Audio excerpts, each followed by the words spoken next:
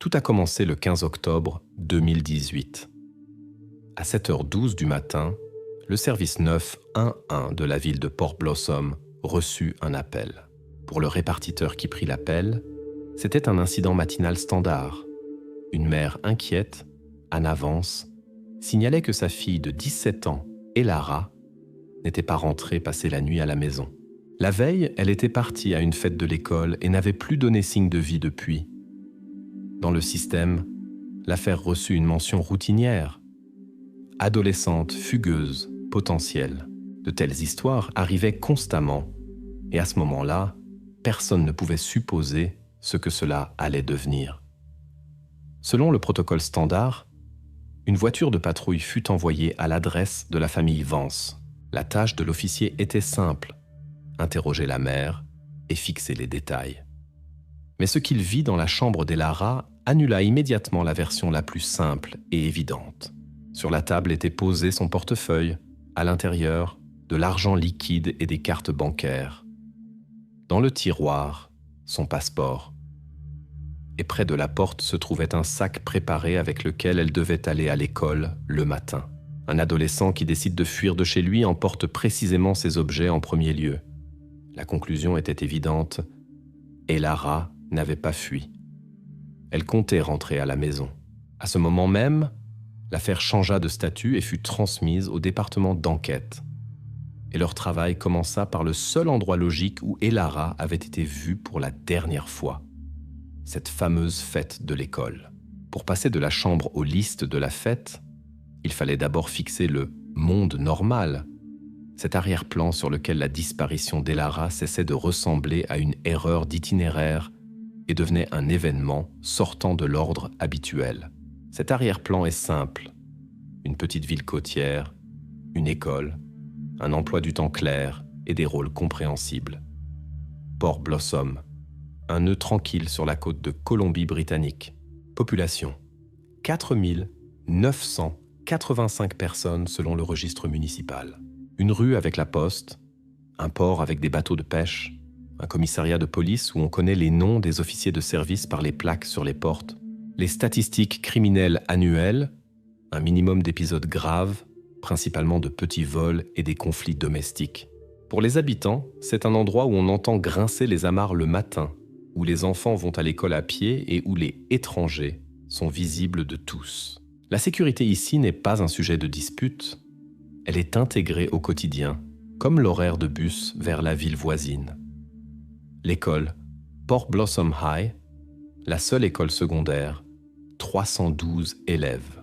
Petite classe, un gymnase où on fait sécher les uniformes sur les radiateurs en hiver et un panneau d'affichage avec les noms des clubs. Ici, le rôle de chaque élève peut facilement se décrire en 2 lignes. Elara Vance, diplômée, élève de 12e année, moyenne générale, 4,0 selon l'évaluation interne. Capitaine de l'équipe de volley-ball, membre du conseil scolaire, responsable de l'emploi du temps des entraînements et de la soumission des candidatures au tournoi de district. Ce n'est pas de l'idéalisation, mais des faits du journal et de la liste des réussites qu'on peut vérifier. Nom de famille dans les procès-verbaux des matchs, dans les procès-verbaux des réunions du conseil, dans les listes des bénévoles à la course urbaine. Le cercle social, court et prévisible pour une petite ville. Chloé Davis, camarade de classe, partenaire constante pour les projets scolaires et petite amie de Léo. Léo Gray, élève de la classe parallèle, joue au basketball, ramène souvent les amis à la maison après les entraînements. Marcus Peterson, discret, de ceux qui se tiennent près des forts, aide avec l'équipement lors des événements. Ces 3, les visages les plus proches qui vont résonner au cours de l'enquête, non pas à cause de ragots, mais parce qu'ils sont objectivement prêts dans la vie scolaire.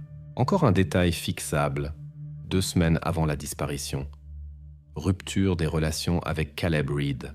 La rupture est marquée clairement par date. Changement des statuts sur les réseaux sociaux. Disparition des photos communes des derniers week-ends. Aux entraînements, Elara apparaît sans lui. Ce n'est pas un drame, juste un changement qui est important dans la chronologie. Dans le « un monde normal » d'Elara, Presque tout se construit autour de l'emploi du temps. Matin, cours, bloc de jour, entraînement, soirée, préparation au tournoi et répétition pour le stand scolaire. Les créneaux libres restent rarement vides. Réunions de bénévoles, remise de maquettes, préparation au contrôle, maison, au centre, route jusqu'à l'école, 15 minutes. Sur la porte, un crochet pour le laisser-passer du gymnase, sur la table, l'horaire imprimé des jeux, les dates marquées au surligneur. C'est le cas où l'habitude de planification se voit à l'œil nu et se confirme par les gens autour, entraîneur, professeur principal, camarades de classe. La façade idéalisée de la ville et de l'école est importante non pas en soi. Elle est nécessaire pour comprendre comme rapidement et brutalement se détache une violation. Dans un espace où presque tout est visible, n'est pas rentré passer la nuit. Ce n'est pas une histoire fréquente, mais un dysfonctionnement dans le système d'action répétitive. C'est pourquoi, après l'inspection matinale, la chambre cessa d'être simplement une chambre à coucher et devint un point de contrôle. Ensuite, il est logique de regarder où et comment ce monde normal se terminait dimanche. Les week-ends à Port-Blossom suivent un scénario familier. Journée, jeu, soirée, rassemblement à la maison. Dimanche, le 14 octobre, les diplômés eurent une fête scolaire dans une maison privée, autorisée par l'administration à condition que les parents de l'hôte soient présents dans la pièce voisine. Format typique pour la ville. Musique pas plus forte que le niveau convenu. Table avec pizza. Photo près de la cheminée. Départ. En groupe, pour ne pas traîner seul. Pour la minorité, une occasion de tester les limites. Pour la majorité, simplement un point de rencontre où on discute du tournoi et des projets d'automne. Les composants objectifs de la soirée se laissent facilement énumérer. Organisateur, un camarade de classe, maison. Du côté sud, de l'école à pied 10 minutes. Liste des invités, classe supérieure, environ 3 dizaines de personnes. Quelqu'un passe pour 1 heure, quelqu'un s'attarde. Playlist, commune à l'école. Sur les photos, on voit que dans le salon, ce sont principalement les équipes et leurs amis. Parmi ceux qui vinrent, Chloé, Léo et Marcus. Caleb ne se montra pas à cette soirée. Leurs histoires avec Elara se suivent déjà séparément sur les photos et dans les stories. Ce ne sont pas des détails de la vie, mais des points par lesquels on pourra vérifier le chronométrage et les trajectoires. Pour Elara, cette soirée ne serait pas sortie du rang si le matin de lundi avait commencé comme d'habitude, dans une situation normale après la fête, sommeil, réveil, sac près de la porte, route vers le premier cours. C'est précisément pourquoi l'absence à l'école et les documents laissés à la maison frappèrent si fort la version initiale. Le monde normal, à ce moment-là, était décrit. Et on n'y trouvait pas de place pour une disparition volontaire. La ville, à ce moment-là, vivait sa vie. Au port, on préparait déjà les bateaux pour la sortie matinale sur le terrain de l'école, premier cours d'éducation physique, à la boulangerie, que pour le café. Aucun signe extérieur de malheur. Seulement des marques temporelles et de courtes notes dans les journaux qui s'alignèrent en ligne droite. Dans cette ligne, le dernier point confirmé devient cette fameuse fête. En fermant la façade parfaite, il reste à fixer la position d'appui d'où commencera le travail avec la chronologie. La dernière fois qu'Elara Vance fut vue le 14 octobre vers 23h, dans la maison d'un camarade de classe où se déroulait la fête scolaire. Ce tampon devient le point de départ. De là iront les demandes à ceux qui se tenaient plus près de la sortie, qui l'ont vue au vestiaire, qui partait dans la même direction et qui proposa de la raccompagner. Ensuite, l'histoire se déplace des informations générales vers les détails des itinéraires, conversations et créneaux horaires, d'où commencera à se rassembler la soirée petit à petit et sans lacune. Des informations générales sur la fête, tout passe aux dernières heures, au segment de 22h30 à minuit, où chaque minute s'entoure de différentes versions. De l'extérieur, cela semblait simple. Les diplômés se dispersent par groupes, les voitures s'approchent des portails. La musique se tait. À l'intérieur, Ce n'est plus si régulier. 2 lignes sonnaient avec la même assurance. Elle est partie avec des amis, tout va bien. Et avant cela, il y eut une conversation sur un ton élevé. Entre elles apparut la faille qui demandait un temps précis et des noms de famille et non des récits. Les témoins décrivent la même soirée différemment, mais avec des nœuds reconnaissables. Témoin 1, camarade de volleyball. Vers 10h50, Elara parlait avec Léo près de la piscine, sans cri. Il se tenait simplement à l'écart, se tenait un peu à distance des autres. Témoin 2, camarade de classe de la classe parallèle, Chloé et Elara se disputaient près de la cuisine. Je n'entendais pas les mots, mais les gestes étaient brusques. 2 à 3 minutes. Puis leurs amis les séparèrent. Témoin 3, responsable de la musique. Je fixais la playlist. J'ai vu comment vers 11h, Léo montrait les clés et disait « Allons-y, ce n'est pas loin ». Il semblait avoir appelé Marcus. Témoin 4, coéquipier de Léo. Elle est partie avec Léo, Chloé et Marcus. La voiture de Léo, une berline grise, c'est sûr. Ils sortirent à 4, montèrent et partirent vers 23h05. Témoin 5, parent du propriétaire de la maison, je demandais aux jeunes d'appeler un taxi ou de partir avec ceux qui n'avaient pas bu. Léo avait l'air sobre, dit qu'il ramènerait les amis et reviendrait. J'ai vu Elara parmi ceux qui partaient. La chronologie se construit à partir de courtes marques. À 22h50, conversation près de la piscine. À 22h55, courte accrochage près de la cuisine. Vers 23h, rassemblement près de la porte d'entrée. Vers 23h05, 23h10, la berline grise tourne de la maison. En même temps, chaque détail tient sur la mémoire de quelqu'un et l'éclairage de la cour. Quelque part, c'était plus sombre, quelque part plus bruyant. Quelque part, quelqu'un passa entre ceux qui parlaient. De là aussi la différence de ton des témoignages. Chez les uns, calmement. Chez d'autres, tendu. Il y a aussi de petites divergences qui s'accrochent entre les unes aux autres. Un invité est sûr que c'était Marcus qui conduisait, et non Léo. Un autre dit qu'avant de partir, Elara téléphona à quelqu'un quelques secondes. Un troisième affirme qu'il entendit la phrase « On s'éloigne 5 minutes et on revient ». Tous les 3 décrivent le moment avant la fermeture de la porte différemment, mais convergent sur l'essentiel. Il n'y eut ni contrainte, ni tentative de retenir.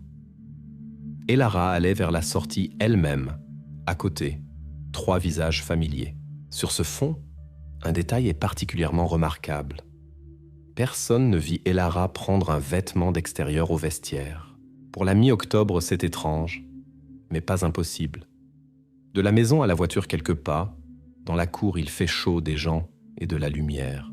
Cette petite chose sera notée comme indéterminée, parce que la dispute sur la veste ne change rien à l'essentiel. Elle sortit en étant elle-même, sans étranger. Quand les témoignages se rassemblent, la dispute, se disputait ou non, passe au second plan. L'important est autre, la composition du groupe et la voiture. La berline grise de Léo Gray figure chez 4 témoins sur 5. Les noms de famille de ceux qui montèrent avec Elara se répètent sans variation. Léo, Chloé, Marcus. Ainsi se forme la partie minimale indubitable du tableau. Tout le reste, nuance. Chez qui la voix était plus dure, qui détourna le regard, qui dit « 2 minutes ». Vers 23h10, la ligne temporelle s'interrompt au portail. Ensuite, il n'y a personne qui ait vu Elara personnellement. Pas de stories avec son visage après la sortie, pas de photos sur le parking, pas de ceux qui auraient dit « on s'est croisés en route ». Pour une ville où presque chacun connaît quelqu'un, ce vide est immédiatement remarquable. La chaîne de témoins se termine soudainement là où elle continue habituellement par des messages « Nous sommes arrivés ». Les phrases éparses des premiers interrogatoires parlaient avec Léo, se disputait avec Chloé, partit avec eux dans la berline, forme l'épine dorsale à laquelle s'accrocheront plus tard les enregistrements de caméras et les traces numériques. Mais déjà à cette étape, le fait principal sonne sans doute et Lara Vance quitta volontairement la fête dans l'automobile de Leo Gray en compagnie de Chloé Davis et Marcus Peterson. Après le moment du départ, personne ne la vit plus. À partir de ce point, le travail cesse de tourner autour du salon et de la piscine. Le vecteur se déplace sur la route et le temps, où la berline grise put tourner après les portails. Que diront les caméras au carrefour le plus proche, et qui des trois commencera en premier à s'embrouiller dans les itinéraires? Le pas suivant est évident. Vérifier le chemin de la voiture depuis la maison du camarade de classe jusqu'aux sorties les plus proches du quartier et comparer ces minutes avec ce qui apparaîtra plus tard dans les téléphones. C'est précisément ici que l'introduction se ferme et commence la recherche de la route par laquelle la nuit emmena Elara hors de la vie habituelle. Depuis les portails de la maison du camarade de classe, l'itinéraire ne butait plus sur l'obscurité. Ensuite, ce n'était plus le salon et la musique, mais la cour, l'entrée et le court segment d'herbe par lequel les roues, une après l'autre, sortinrent sur la rue. Ici se rassemblèrent en premier lieu le groupe d'enquête et les criminalistiques. Schéma standard, périmètre, fixation photo, recherche en grille, le long de la ligne du portail à la chaussée. Et presque immédiatement sur la pelouse, au bord de la sortie, gît ce qui change la disposition des forces. Mince rectangle dans une coque mate, le seul témoin silencieux de cette nuit. Le téléphone n'est pas tenté d'être allumé sur place. D'abord, les règles. Gants, marqueurs, règles graduées, plan général et gros plan. Comment gît le boîtier? Vers où regarde l'angle fissuré? Y a-t-il des traces de sable ou micro-dommages sur l'écran? Ensuite, mise en sachet, enveloppe papier contre l'humidité, par-dessus antistatique, étiquette avec l'heure, coordonnées, signature de celui qui reçoit. Pour les supports numériques, dans de telles affaires, on ne se presse pas. Il est plus important de préserver que de regarder tout de suite. À côté, on note au procès-verbal 2 empreintes de roues et une courte piste d'herbe tassée. La voiture tourna un peu plus à droite que d'habitude. L'identification prend des minutes. Par le clip et la coque, cet appareil est reconnu par beaucoup à l'école. Ensuite, formellement, l'email coïncide avec les données indiquées par les parents. La SIM appartient au numéro d'Elara Vance. L'écran, en toile d'araignée, depuis l'angle. Mais l'écran est entier, la batterie déchargée à 0. Au laboratoire, ils le connectent au support, sans le mettre en mode de fonctionnement, pour ne pas réécrire les marques de service. Déjà sur l'écran de charge apparaît la liste de plusieurs notifications. Appel manqué de la mère le matin, réponse non lue du chat de l'équipe, et le plus important, la dernière ligne sortante qu'on voit entièrement, même sans déverrouillage. Parallèlement, on inspecte le territoire. Du portail à l'entrée, plusieurs marques, élastiques pour cheveux tombés, traces d'un verre sur le bord de béton, multiples empreintes de semelles dans lesquelles il n'y a pas de sens sans comparaison. Dans la cour, on fait venir le propriétaire de la maison. Il confirme, oui, la sortie était chargée. Les voitures étaient elles contre elles. La berline grise de Léo était la plus proche de la route. Les phares allumés 1 minute pour se séparer. Ce détail explique pourquoi le téléphone put se retrouver sur l'herbe. Il glissa de la main ou de la poche quand ils montèrent sur le siège avant, et dans le bruit, personne n'entendit le choc sourd contre terre. L'accès au contenu s'officialise juridiquement. D'abord, on fixe ce qui est visible sans déverrouillage. Heure, icône, aperçu des messages. Puis va la requête pour l'analyse complète des correspondances et journaux pour qu'il n'y ait pas de questions au procès. Mais même avant cela, la ligne clé a déjà retenti. Dans la liste des notifications en dernier se trouve un texte sortant adressé à Chloé Davis. « Ok, rendez-vous à la carrière. Il faut parler. Heure, 23h05. Plus tard, après obtention de l'autorisation, la forensique téléchargera les marques exactes. Envoyé depuis le Wi-Fi domestique, la confirmation de livraison passa quelques secondes après. La réponse de Chloé vint sans texte. un tiret et un sticker puis silence. Dans le journal, encore une dizaine de lignes habituelles, mais elles n'ont plus d'importance. La principale, c'est celle-ci, parce qu'elle n'est pas sur les émotions, mais sur les coordonnées. Vieille carrière, ce n'est pas une expression imagée, mais un lieu concret sur la bordure nord de la ville, où les adolescents vont depuis des années. Elle a une route, une sortie de l'autoroute côtière et un bord caractéristique d'argile rouge qu'on reconnaît aux taches sur les baskets. Le téléphone à l'écran fissuré devient non pas simplement une trouvaille, mais un point d'entrée. Il donne immédiatement 3 appuis. Heure de départ, vers 23h05, composition de la compagnie, les mêmes 3, et localisation suivante, la carrière. À l'intérieur de ce triangle, on peut déjà construire tout le reste, demander les caméras au carrefour, vérifier si les bandes réfléchissantes de la berline n'ont pas fixé le virage vers le nord, comparer les données avec les routeurs domestiques, en route, et avec les comptes des amis qui, à la même fenêtre temporelle, sortaient sur le réseau.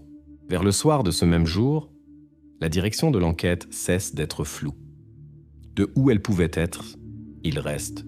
Où exactement il devait aller. Ce ne sont pas des théories et pas des récits de quelqu'un, mais une ligne de texte sur l'écran et un tampon temporel à côté. L'inspection du lieu de la fête est terminée, le territoire libéré pour la famille, l'objet clé saisi et envoyé pour analyse détaillée. Le département a un itinéraire clair sur la carte. Courte route vers le nord, vers la plateforme où le soir se rassemble toute la classe supérieure. Ensuite, l'algorithme est simple et inévitable. Fixer la carrière, poser le périmètre, vérifier les approches et talus, s'assurer que le lieu reste intact jusqu'à l'arrivée des criminalistiques.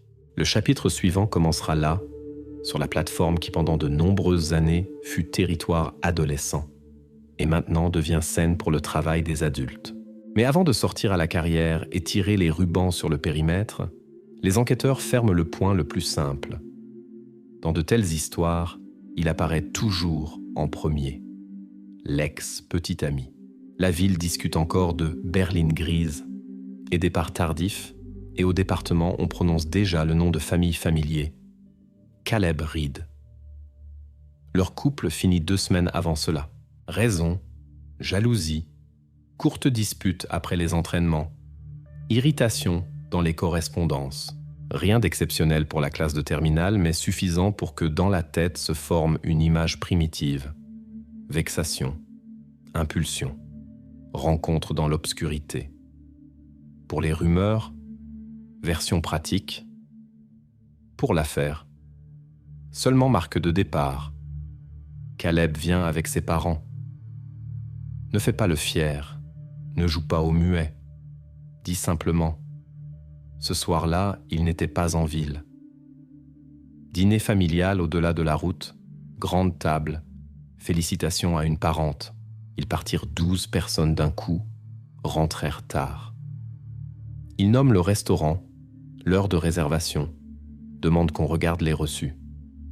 Dans son ton, il n'y a pas de bravade, plutôt fatigue des questions déjà posées à l'école.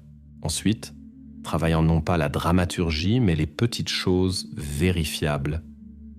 Au comptoir du restaurant gît effectivement une réservation à leur nom de famille. À la caisse, reçu tardif pour dessert et café. Sur les photos des téléphones d'autrui, cadre général avec cette même longue table. Caleb en sweat gris près de la fenêtre. Au-dessus de lui s'éteint la télé avec OK. La caméra sur le parking filme comment le minivan familial sort du stationnement vers minuit. Le numéro se lit, temps clair. Les parents ne se soufflent pas mutuellement les heures, chacun nomme son morceau et ils convergent sans tension. L'école ajoute un détail calme. À la fête, Caleb n'apparut pas. Ni dans les stories, ni dans les photos générales, il n'y est pas. Dans les correspondances avec Elara pour la soirée, silence. La situation ne se forme pas en faveur de la belle version télévisuelle sur « Il revint et ne supporta pas ». Ici, il n'y a simplement pas de place pour la manœuvre. De la salle du restaurant à Port Blossom, 1 demi-heure de route dans un sens et le dîner traîna presque jusqu'à la fermeture. Quand tous les morceaux se mettent en place, dans le procès-verbal apparaît une courte formulation qu'on lit à voix haute sans émotion. Caleb. Reed exclu du nombre des impliqués, pas par pitié et pas selon les mots de la famille, selon les marques temporelles coïncidentes, gens à table et caméras à l'entrée. Cette étape est importante non pour enlever la tension, mais pour ne pas perdre le tempo. La piste la plus pratique est fermée. Sur la table reste ce qu'on ne peut pas reporter sur l'étranger du passé. 3 amis, la berline grise de Léo et le court segment de route vers le nord. Ensuite, l'enquête ne se détourne pas sur le côté. Elle revient là où la nuit tourna réellement, vers la compagnie avec laquelle Elara partit volontairement. Le mouvement suivant est extrêmement concret. Leur version, leur timing, est ce que montrera l'habitacle de la voiture dans laquelle se termine la dernière minute claire de cette histoire. L'enquête revint vers ceux qui emmenèrent Elara. Les 3 furent invités tour à tour, sans bruit, sans caméra, dans les petites pièces habituelles avec murs gris et table sur laquelle gît un formulaire vide et un verre d'eau. Les histoires qui résonnèrent là semblaient avoir été rassemblées d'avance en une piste. Les mots se répétaient presque mot pour mot, comme dans une scène répétée, déposée au bout de sa rue. Elle dit qu'elle voulait se promener. Nous sommes allés chez Léo et chacun ajoutait la même assurance. Nous ne sommes pas allés à la carrière. Léo Gray se tenait droit, répondait court et sûr, disait qu'il s'assit au volant sobre, qu'il conduisit les amis au centre, qu'à la maison d'Elara, il ralentit 1 minute, ne s'approcha pas près. Là, c'était 3. Chloé Davis répéta le même itinéraire avec les mêmes mots. Nous nous sommes arrêtés au bout de la rue. Elle demanda à descendre, ensuite à pied. Marcus Peterson, le plus silencieux, ne se démonta pas non plus de la ligne. Nous avons déposé, fait demi-tour, sommes allés chez Léo jouer. À la question sur la carrière, les 3 secouèrent la tête identiquement. Non, il n'y avait pas de sens. Trop lisse pour une nuit où avant cela il y avait assez de désaccords. Mais la fluidité, ce n'est pas un crime. Pour l'instant, ce n'est qu'une sensation. Et elle ne vaut rien sans appui. L'appui doit devenir la route. Si leurs mots sont vrais, la berline grise aurait obligatoirement dû scintiller dans l'objectif au moins une fois. La rue où vit la famille Vance n'est pas cachée dans la forêt. C'est le quartier central, court passage direct sortant sur le carrefour avec magasin au coin. Ici brûlent toujours 2 lanternes, chez la boulangerie, caméra sous l'enseigne. Encore une sur son garage accrocha le voisin d'en face. Ces caméras ne surveillent pas les gens. Elles fixent simplement l'habituel. Rare voiture, cycliste de l'équipe tardive, chien traînant le propriétaire vers le terrain vague. Dans de telles nuits, leur bande se transforme en métronome infaillible. La demande va vite et calmement. Aucune opération spéciale n'est que requise. Enregistrement chez les privés, standard. Les gens dans de telles villes comprennent pourquoi c'est nécessaire. Sur l'écran, rectangle froid de route et minute qui courra dans le coin. De 23h à 23h30 passent 3 voitures. Pick-up blanc, fourgon de livraison et berline avec autocollant d'enfant sur la vitre. De grise, ressemblant à la voiture de Léo, il n'y en a pas. De 23h30 à minuit, encore 2 passages. Minivan des voisins et taxi qui fait demi-tour près du magasin. Tout.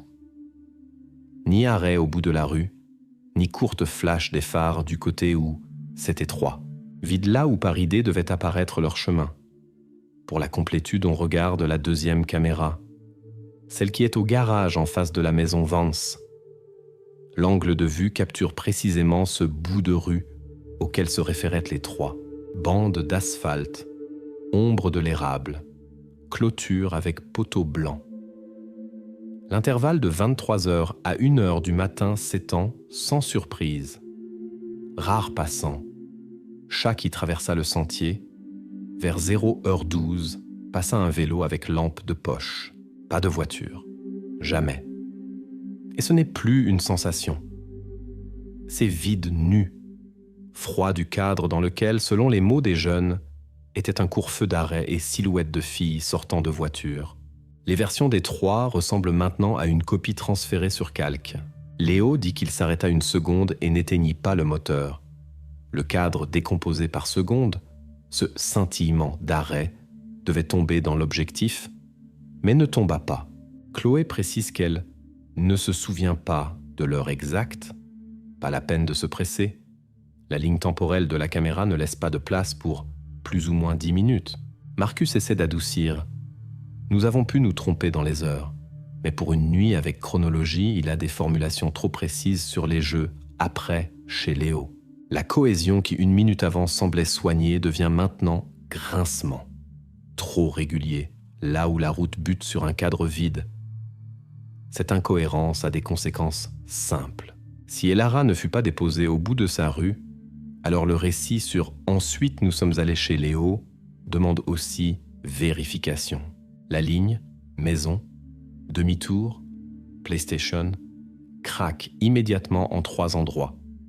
Mauvais point de dépose, absence de voiture dans l'intervalle nécessaire, et ton général, nous ensemble, chez nous, tout coïncide, qui dans de telles affaires inquiète toujours plus que les petites choses éparses. Quand 3 jeunes gens racontent la nuit avec des phrases identiques, cela ressemble non à la mémoire, mais à un accord. Ici, il est important de maintenir le tempo, ne pas se jeter dans les accusations, mais fixer ce qu'on peut nommer à voix haute sans « il semble ». Fait premier, dans la rue à la maison, Vance, leur voiture ne s'approcha pas de 23h à 1h du matin. Fait deuxième, courte dépose au bout de la rue, n'est fixée par aucune caméra qui filme ce segment constamment. Fait troisième, les 3 nient synchroniquement la carrière, bien que dans le message sur le téléphone d'Elara, l'invitation « rendez-vous à la carrière » sonnait clairement. Donc leur récit commun, ce n'est pas sur la nuit, mais sur comment ils veulent que cette nuit apparaisse sur papier. Ensuite, la tension n'est pas gonflée. Elle suffit. L'image assemblée de phrases régulières s'effondre d'un rectangle muet avec asphalte noir. À cet endroit, l'enquête a le droit d'aller plus profond, pas selon les rumeurs et pas à cause d'antipathie envers les adolescents, mais parce que leur alibi parfait ne survit pas à la rencontre avec l'image objective de la rue. Et quand s'effondre une cloison, on voit ce qui est derrière. De la conversation avec les 3 restent plusieurs détails répétitifs qu'on peut vérifier déjà aujourd'hui. À quelle heure ils passèrent chez Léo, s'ils y passèrent. Qui des voisins vit sa berline grise chez lui dans cet intervalle? Combien de temps brûla la lumière dans le garage? Sur quels téléphones à ce moment arrivaient les notifications? Et arrivaient-elles du tout si les jeunes sont sûrs qu'ils allumèrent immédiatement la console? Tout cela, ce n'est pas une technique rusée, mais des pas simples qui séparent la mémoire pure de la version réfléchie. Le point de ce bloc sonne simplement et durement, sans beau détour. Les témoignages communs de Léo, Chloé et Marcus, mensonges, pas entièrement peut-être, mais dans cette partie où il promettait qu'on la dépose au bout de la rue et le rapide demi-tour. L'enregistrement des caméras sur cette rue ne voit pas leur voiture au temps nécessaire. Cela signifie que la nuit partit dans autre direction, là où les 3 convinrent de se taire. D'ici sur l'itinéraire reste un pas compréhensible, puisque le faux alibi est détruit. À la queue ce qui peut parler plus fort que toute parole, la berline grise elle-même, son habitacle, ses tapis, son coffre et ses petites traces de route qui collent à la voiture même après la nuit la plus rapide. C'est précisément là que maintenant va tourner l'enquête. Parce que l'histoire courte et lisse des 3 n'a plus d'appui. Et à la bordure nord de la ville, il y a un endroit où la terre se souvient mieux que les gens. Des cadres vides sur la rue Vance, l'enquête tourna vers les gens.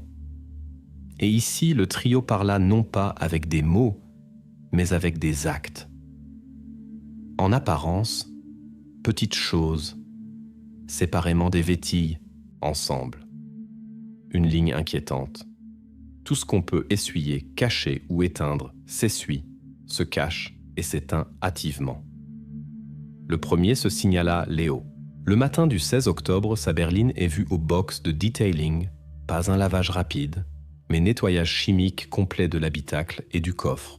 Mousse, vapeur, retrait des tapis, traitement du plastique, odeur de nettoyant aux agrumes qui ensuite tient encore 24 heures dans la voiture. Au comptoir, reçu nettoyage profond. Sur la plateforme.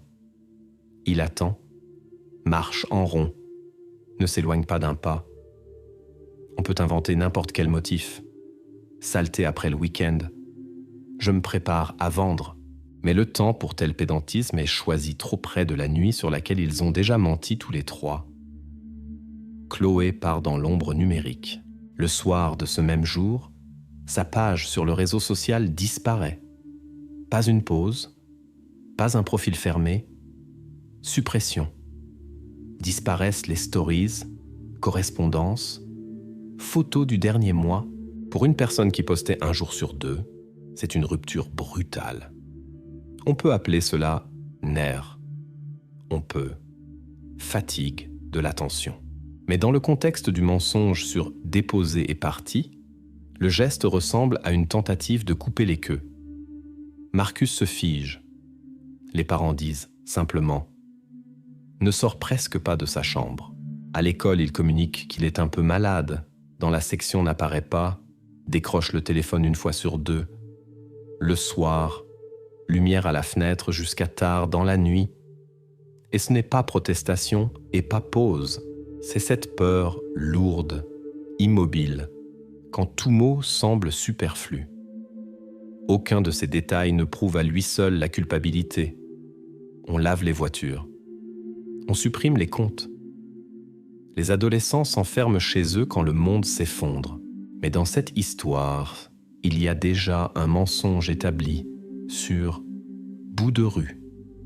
Et il y a un syndrome trop synchrone, laver, effacer, disparaître, qui se manifesta chez tous les trois en 48 heures. L'observation officieuse fixe précisément cela.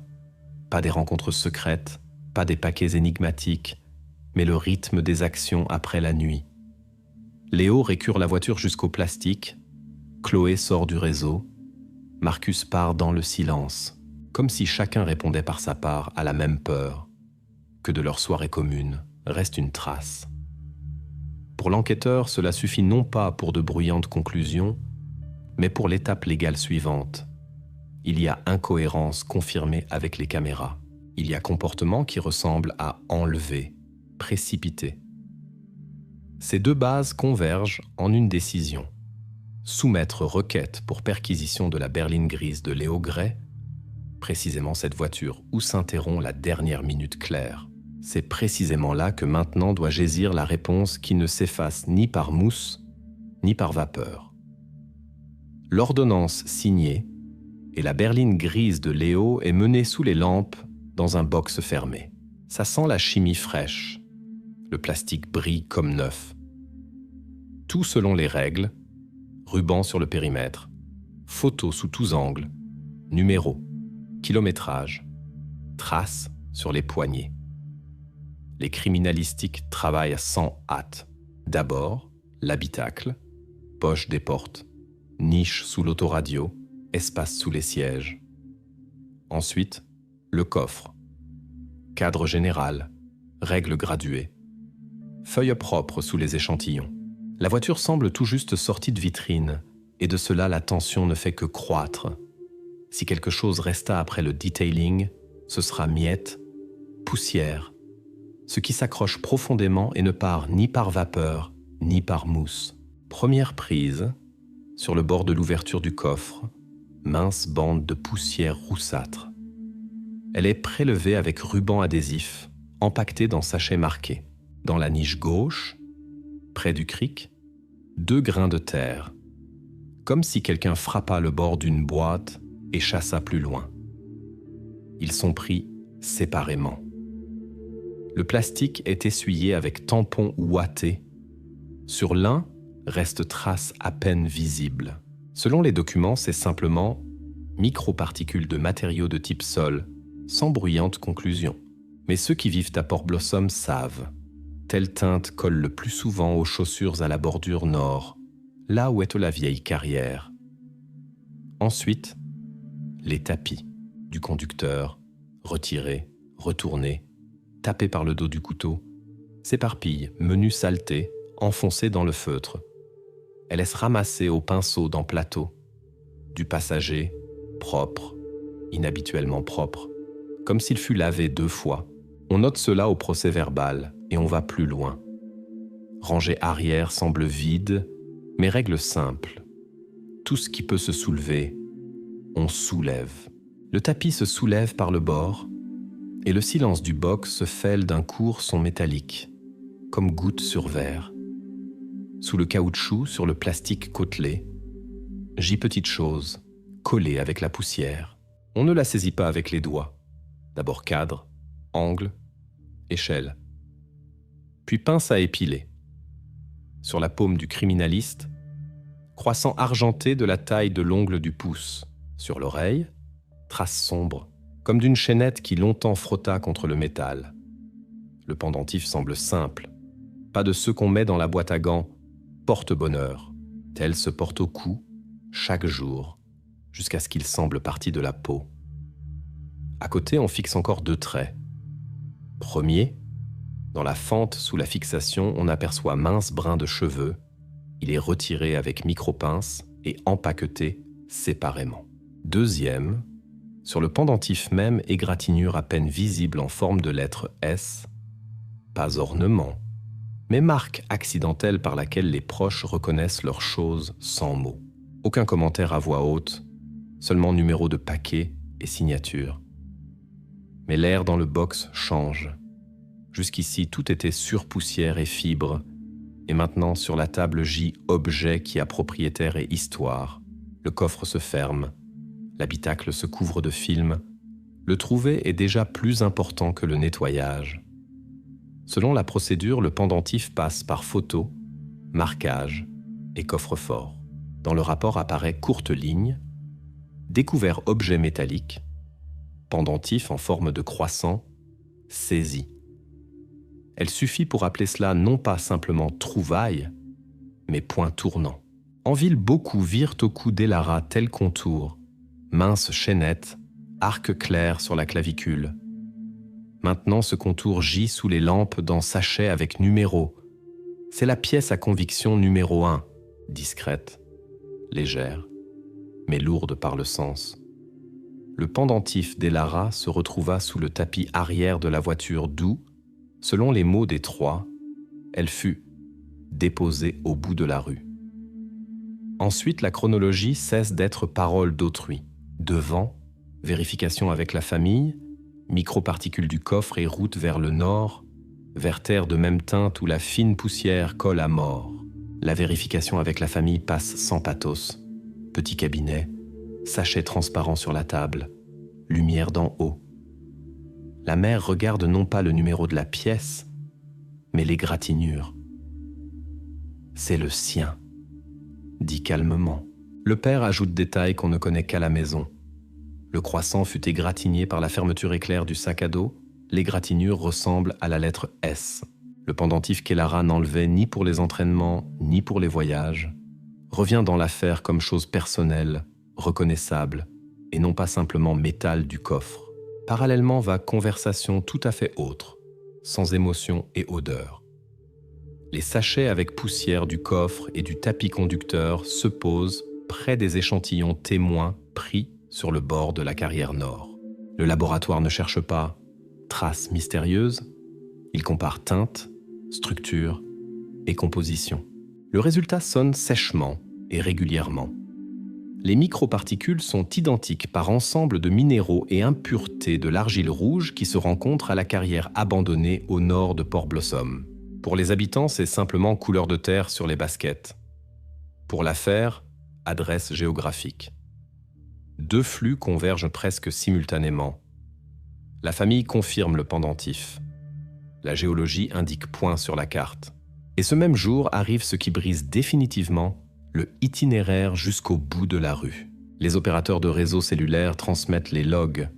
Le soir du 14 octobre, de 23h15 à 0h30, Les téléphones de Léo, Chloé et Marcus se tinrent dans la zone d'une même antenne, celle qui dessert le quartier de la Vieille Carrière et l'échangeur adjacent. Ce n'est pas environ approximatif, mais éclairage stable dans un secteur, pendant que la ville s'immergeait déjà dans le silence. L'image s'assemble sans mots superflus. Dans la voiture d'Ouba déposèrent à la maison, sous le tapis, gît le pendentif d'Elara. Dans le coffre, poussière couleur du talus nord, coïncidant par composition avec la carrière. Les téléphones des trois, cette même nuit, se marquent la même où l'argile rouge colle aux semelles. Leur histoire parfaite se fêle par la couture et à sa place grandit ligne tracée. Maison du camarade de classe, route vers le nord, plateforme près de l'excavation. Ce n'est plus ensemble d'allusions indirectes, mais cadre dense pour l'étape suivante.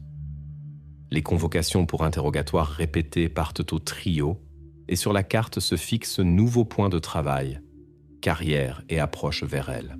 Ensuite, l'enquête se dirigera là où la Terre conserve la plus têtue des preuves et où la nuit, selon leur téléphone même, s'attarda plus longtemps qu'ils ne sont prêts à reconnaître. Au moment où le pendentif se posa dans le sachet et la poussière rouge reçut numéro, les noms des trois se trouvaient près de chaque point. Mais objets et diagrammes seuls ne suffisent pas. Pour faire bouger l'histoire, il faut celui qui premier sortira de la ligne générale et cessera de répéter l'itinéraire appris. Le focus se déplace des preuves sur les gens. Léo Gray, celui qui a l'habitude de mener, dos droit, droiture apprise, phrase courte, sans mots superflus. Aux pauses, léger rictus, comme si l'interlocuteur était en retard d'un pas. Il répond avec assurance, ne dispute pas, mais toute tentative de préciser le temps coupe à la racine. Ne me souviens pas par minute, ne veut pas imaginer. Aux mots sur la carrière, le regard se glace. Dans ce froid, pas déroute, mais contrôle. Tel tient la ligne jusqu'au bout et ne pense pas à comment sonne son silence. Chloé Davis, autre type d'appui. Dans sa parole, il n'y a pas de creux. Chaque mot comme bouton. Elle n'élève pas la voix, par contre limite l'accès, seulement par avocat. Aux questions écrites, je répondrai plus tard. Et ce n'est pas bravade, mais habitude de tout autour mettre sur les étagères nécessaires. Ses gestes sont secs.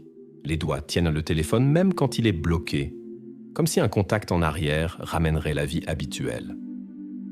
Pour tel est important non pas la vérité, mais la version sur laquelle elle a pouvoir. Marcus Peterson, ni bouclier ni épée, mais ombre à côté. Voûté, épaules baissées, regard sur la table. Il avale souvent et ne comprend pas où mettre les mains.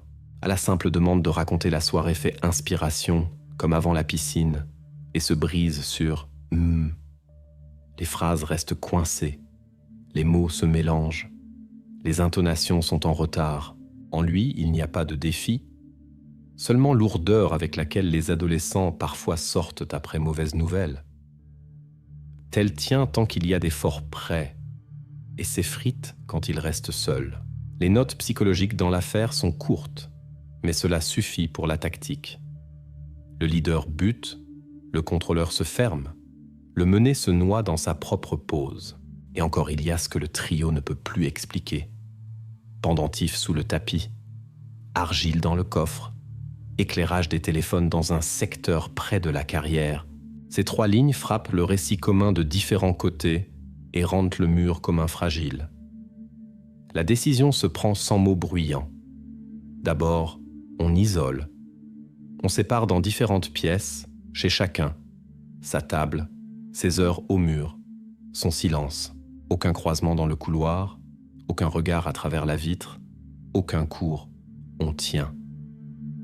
Les parents sont prévenus séparément. Accès donné selon horaire, pour qu'aucun des trois ne reçoive d'indice du regard. Dans de telles histoires, le silence, ce n'est pas pause, mais instrument. Et on l'enlève en premier. Ensuite, on choisit. Direction de frappe, pas dans le mur qui joue en force, et pas dans le couvercle qui tient sur le principe, mais dans la porte qui bringue déjà sur les gonds. Marcus, c'est la porte. Il est le seul dont les mouvements réactifs trahissent le rythme intérieur, crayon tremblant, chaise maladroitement redressée, lent, oui, là où d'autres disent sans commentaire. On ne le brise pas, on le sépare du cœur et on lui donne entendre son propre écho. La convocation pour nouvelle convocation part précisément à lui. Dans le texte, rien de superflu. Date, heure, point obligatoire sur accompagnement et droit. Au département est déjà prêt dossier avec 3 choses. Impression des marques cellulaires, sachet avec poussière rouge et enveloppe transparente avec croissant. Sur la table, cette triade se pose non pas pour spectacle, mais pour ne pas gaspiller de mots sur ce qui est visible de toute façon. Que la ligne par laquelle il se tenait rencontre les choses qui ne savent pas mentir. Quand Marcus vient, le couloir est silencieux. Dans la pièce, il n'y a personne de sa compagnie. La chaise se tient un peu à l'écart de la table, fenêtre fermée, son du climatiseur régulier. La porte se ferme doucement, sans clic. Et à ce moment, leur stratégie se plie en un point. La conversation commence non pas par accusation et pas par formule bruyante, mais par ce qui, chez les adolescents, fait toujours sortir des rails, par choses qu'ils touchèrent en dernier. Marques d'antenne, poussière rousse, croissant argenté. De ce pas, qui devient plus important que quoi? L'enquête cesse de disputer avec la version générale et trouve ce fil pour lequel suffit de tirer une fois. Ensuite, l'histoire conduira non pas le leader, et pas celui qui tient la scène, mais celui qui est trop fatigué du rôle sien dans la compagnie. Le bloc suivant commence par comment Marcus sera assis seul face à ce dossier et demandé de raconter non pas la nuit d'autrui, mais la sienne. Avant que Marcus ouvre la bouche, il est important de comprendre pourquoi, en général, fut ce voyage. La réponse n'est pas dans le coffre, mais dans les correspondances qui commençaient bien avant la soirée du 14 octobre. Là, pas de complot secret, mais ce qui dans les classes supérieures arrive trop souvent. Jalousie lente, accumulée des semaines. Fin septembre, chez Chloé, change le ton. Des messages plaisantins aux amis, il devient sec et piquant. Elle se colle à Léo, phrase courte sans se mêler. Quelques jours après, qu'elle se tienne loin, je suis fatigué. Début octobre. Déjà pas allusion, mais formulation ou sentant ordre. Après l'entraînement, on parlera avec elle séparément.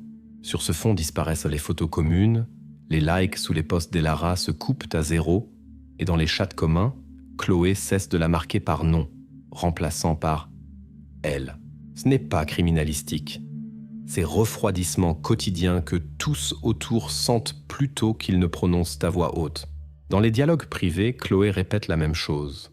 « Ne touche pas mon petit ami. J'ai prévenu. Il faut la remettre à sa place. » Les amis essaient de calmer la vague. Parler calmement. C'est idiot, mais vers le milieu du mois, la décision est déjà prise.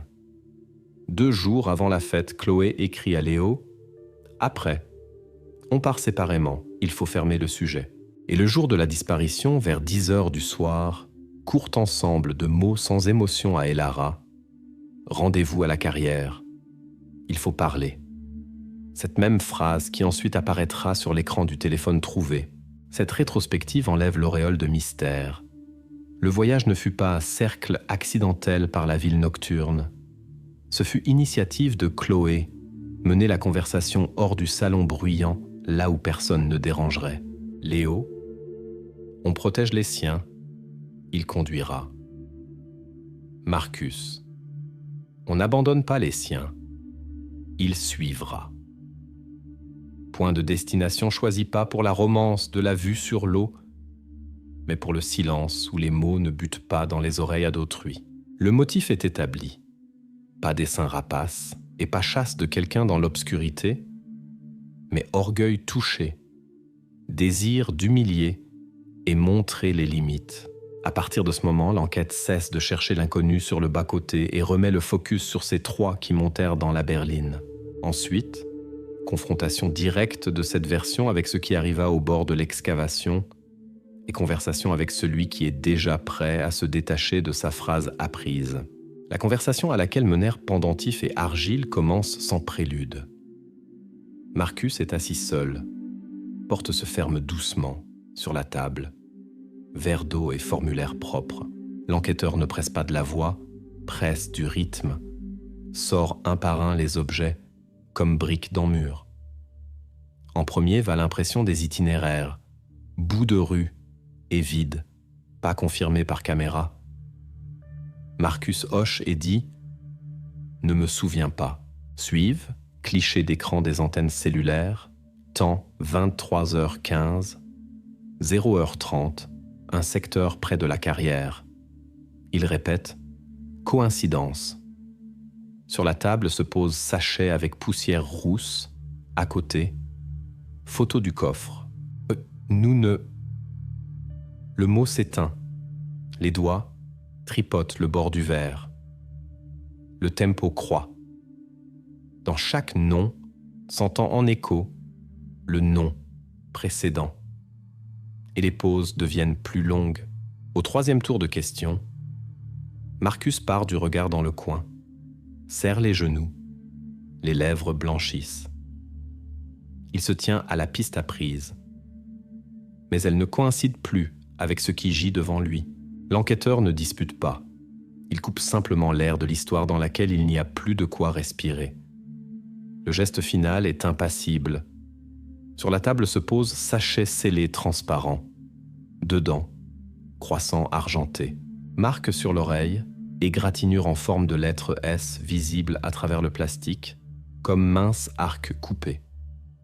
Dans le procès verbal d'interrogatoire apparaît pause, 57 secondes. On entend comme dans le climatiseur clic relais. Marcus ne prend pas l'eau, ne regarde pas l'enquêteur. Il regarde seulement le sachet. Puis le souffle se brise et une phrase met le point dans leur version commune. Je vous montrerai où elle est. À partir de ce moment, l'histoire sort des pièces au mur gris et se dirige là où le vent nocturne coupe la voix jusqu'au chuchotement, vers la sortie nord et plateforme près de la carrière. La colonne de voiture prend la sortie nord. Les phares glissent sur le gravier mouillé, projecteurs tombent en taches blanches sur le mur de la carrière. Marcus est transporté devant, il se tait et montre de la main, court, sans tentative d'expliquer. Le point qu'il choisit ressemble à coin mal entretenu de la plateforme. Cuvette peu profonde, couverte de branches, morceaux de vieilles planches et couches friables de terre rouge. À partir de cet endroit, l'histoire cesse d'être supposition et devient affaire de main. Le périmètre se ferme de rubans. Fixation, plan général, marque témoin, distance. Les criminalistiques travaillant silencieusement, comme à répétition, couche par couche. D'abord par l'ordure, planche pourrie, écorce glissante, touffe d'herbe sèche, puis mince couche supérieure de terrain, friable comme poussière sur les semelles. Les instruments ici sont simples, pinceau, truelle, sachet avec étiquette. Bêche-pelle laisse à l'écart. Profondeur petite, toute brutalité peut déchirer ce qui aidera à identifier. Marcus se tient un peu à l'écart et ne lève pas les yeux. Premier signal, tissu, bord gris, surpiqûre sur bordure ayant absorbé humidité de terre. Arrêt, photo, changement de gants. Ensuite, on enlève plus soigneusement, centimètre par centimètre, sous le tissu à fleurs fragments clairs, comme s'il reflétait projecteur de l'intérieur. Ce n'est pas métal de technique et pas verre. C'est minuscule fermeture éclair de poche de veste de sport. On ne l'arrache pas, on libère, laissant tout comme ça gît. Dans l'air monte odeur lourde d'argile humide et fer. Personne ne dit à voix haute aucun mot superflu. Le travail se transforme en rituel. Un enlève, deuxième photographie, Troisième dicte au procès-verbal temps et action. Va, exhumation. Quand la terre enfin cède, il devient compréhensible. Ici, on ne cacha pas simplement. Ici, on se pressa et on eut peur. Branches jetées n'importe comment, planches posées comme venait. En bas, doublure déchirée de déchets de construction. Chaque centimètre suivant confirme la même chose. Tout arriva vite, bruyamment et avec désir panique de fermer. Le moment de trouvaille arrive sans cri. Dessous le terrain apparaît ligne d'épaule sous tissu, puis manche, mince élastique sur poignet. On découvre autant qu'exige règle, pas plus. À gauche, on trouve élastique pour cheveux, coincé dans mode de terre. Un peu à l'écart, carte clé du gymnase avec logo de l'école. Cela suffit pour inviter médecin légiste au bord de fosse et prendre marque préliminaire. Le nom n'est pas prononcé, mais il s'entend de toute façon dans chaque mouvement. L'extraction va lentement. Sac, civière, tissu sombre sous lequel on ne regarde pas. Sur la plateforme ne sonne pas le mot qui coupe l'oreille, on le remplace par sec trouvaille. Inspection préliminaire sur place fixe, signe coïncident avec signalement. Chaînette autour du cou absente, et de cela le croissant trouvé dans la journée devient encore plus lourd. Photographe, mes dernières marques temporelles. Médecin légiste note brièvement. Identité préliminairement établie. Elara Vance. Le ruban sur périmètre reste jusqu'au matin. La plateforme se ferme. Approche vers talus se prennent sous garde. Les voitures éteignent moteur presque simultanément et le silence de la carrière revient, mais déjà comme fond d'autres actions. Maintenant, ce n'est pas lieu de rassemblements adolescents, mais scène de crime où chaque grain de poussière a poids. L'irréfutable est trouvé. Et à partir de ce point, l'histoire entre en phase froide, expertise des causes, temps et séquences, et en ville. Préparation de décisions procédurales sur le trio avec lequel Elara partit cette nuit-là. L'aveu se lit sans émotion, comme enregistrement qu'on ne peut rembobiner. Les premières lignes sonnent étonnamment simplement, presque quotidiennement, et de cela plus froidement. Nous roulions pas pour nous promener. Il fallait parler. Chloé dit « Mieux là où c'est silencieux ». L'histoire qui commençait comme jalousie habituelle se transforme inopinément en piste directe vers le bord de l'excavation. Ensuite, phrase courte, sèche de Marcus. Nous sortîmes à 3 avec Elara. Sur la plateforme obscure, seulement nos phares. Chloé commença première, dit qu'Elara se collait, que tous remarquaient. Elara répondit que non, demandait qu'on la laisse tranquille. Les voix montent, les pas s'approchent du bord. Léo se dressa entre elles. Dit « Ça suffit ». Elara le repoussa de la main de l'épaule. Il poussa en retour. Sans jet et tours habiles, simplement secousse, un mauvais pas en arrière, bord friable, et le corps dérape sur talus peu élevés. En bas, ordures et sable. Elle ne cria pas. Tomba, se cogna, gisait silencieusement. À ce moment, chez la hardiesse adolescente finissent les piles. Nous descendîmes.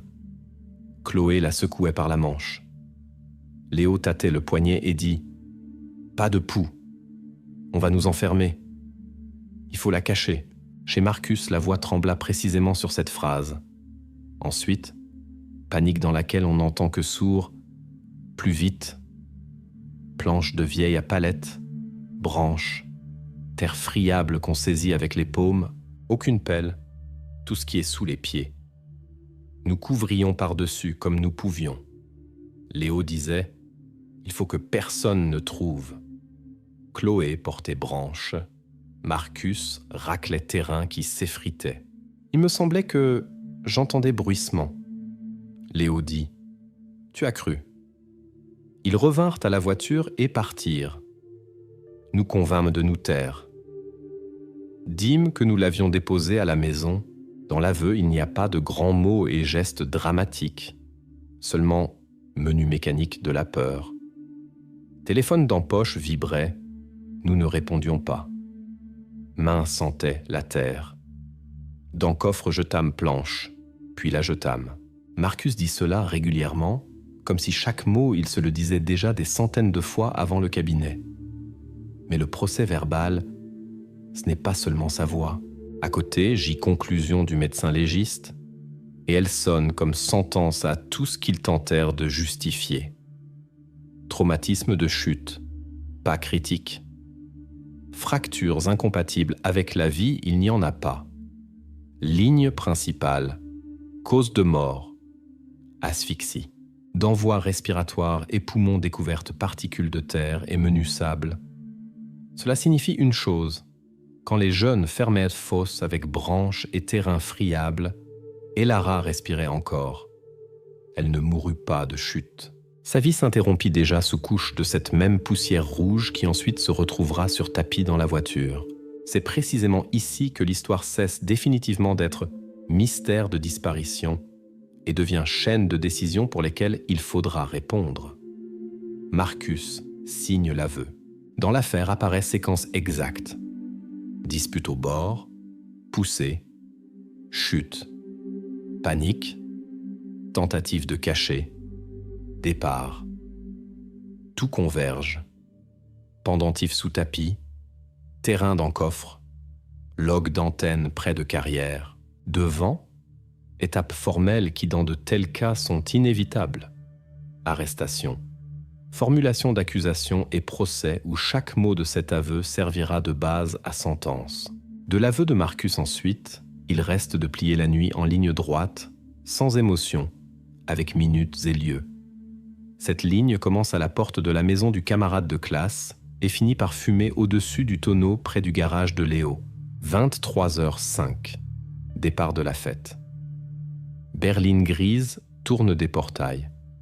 Message: rendez-vous à la carrière. Il faut parler. Déjà envoyé. Elara dans voiture avec Chloé, Léo et Marcus. 23h12, 23h15, approche de bordure nord. Fares glisse sur mur d'excavation. Voiture s'arrête sur plateforme.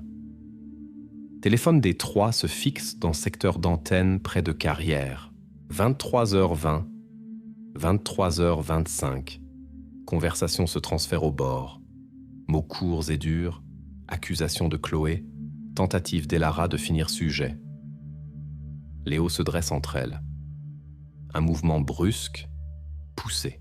Bord friable, talus bas, choc contre tas d'ordures et sable. Silence.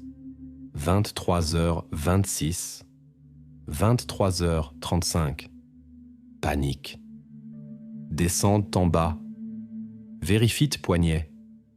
Pas de pouls, jette Léo. Décision sonne dans obscurité. On va nous enfermer. Il faut la cacher. Enjeu vasquille sous pied, branches, vieille planche, terre cassante. Mains, manches, chaussures, tout dans poussière rouge.